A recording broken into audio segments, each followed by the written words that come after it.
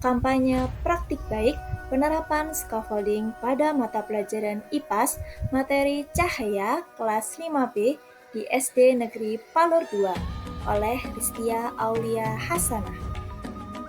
Zone of Proximal Development dikenalkan oleh Vygotsky dan memberikan gagasan mengenai jarak antara tingkat perkembangan aktual untuk memecahkan masalah secara mandiri dan tingkat perkembangan potensial ketika memecahkan masalah di bawah bimbingan orang dewasa atau dalam kolaborasi dengan teman sebaya yang lebih mampu.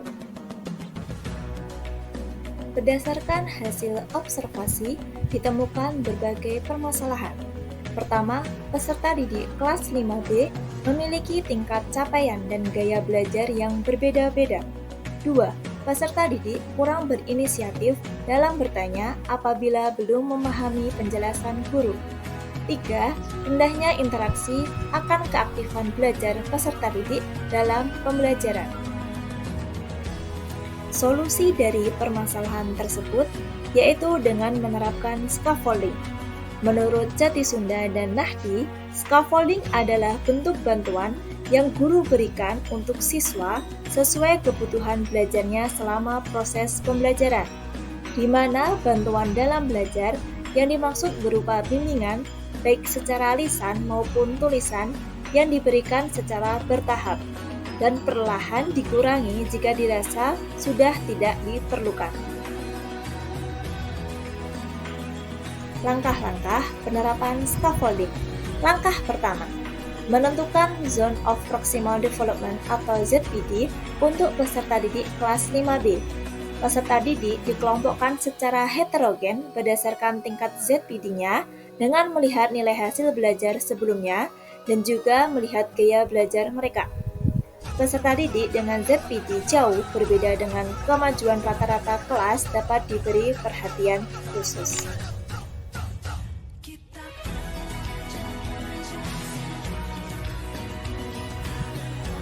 Langkah kedua, setelah peserta didik dikelompokkan, guru memberikan LKPD sesuai dengan kebutuhan belajar mereka, di mana LKPD yang diberikan menunjukkan cara memecahkan masalah, lalu memberi kesempatan kepada peserta didik untuk bekerja sama dalam kelompok kecilnya. LKPD yang diberikan sesuai dengan gaya belajar peserta didik, yaitu auditori, visual, dan kinestetik, di mana dalam memproses pengetahuannya mereka diberi media sesuai dengan gaya belajarnya.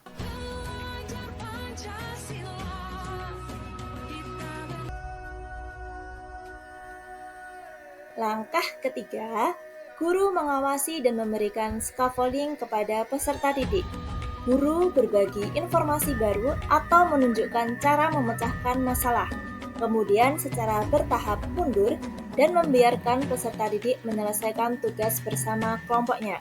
Di sini, guru tidak langsung memberikan jawaban kepada peserta didik, tetapi membimbing peserta didik agar dapat menemukan jawaban mereka sendiri.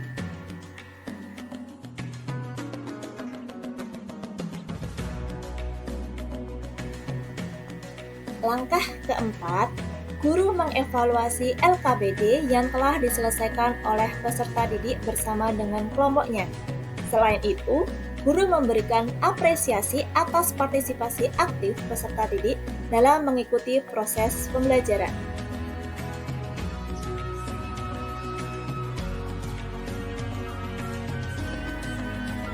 Keefektifan penerapan scaffolding dapat dilihat dari hasilnya. Pertama, pemahaman peserta didik meningkat dibuktikan dengan berhasil menyelesaikan LKPD dan mempresentasikannya di depan kelas bersama dengan kelompoknya. Kedua, peserta didik memahami materi sifat-sifat cahaya dibuktikan dengan mendapatkan nilai di atas rata-rata pada saat evaluasi. Ketiga, peserta didik memiliki inisiatif bertanya kepada guru dan teman sebayanya apabila tidak memahami materi. Keempat, peserta didik terlibat aktif dalam proses pembelajaran di kelas, terutama pada saat berdiskusi dengan kelompoknya.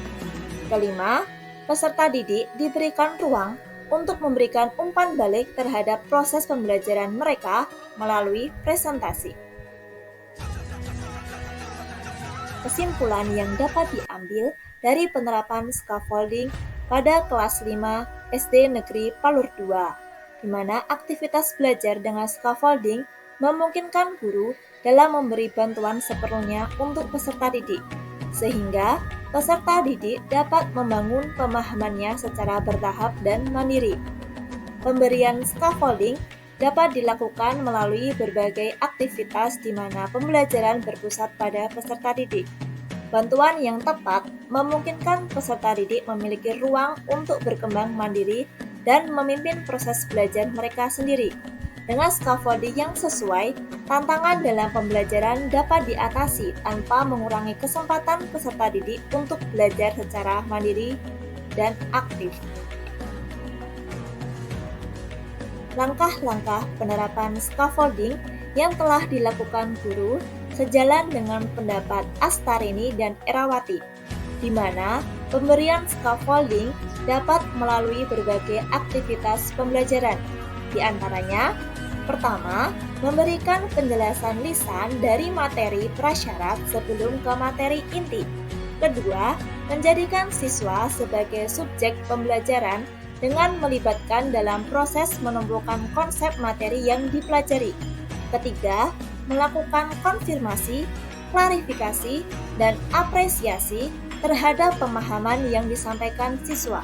Keempat, melakukan refleksi pembelajaran dengan melibatkan kontribusi siswa dalam menyampaikan hal-hal yang dipahami melalui kata kunci tertentu.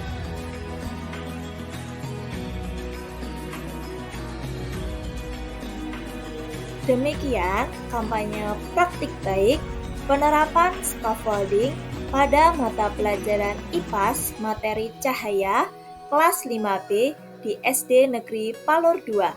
Terima kasih, sampai jumpa lagi.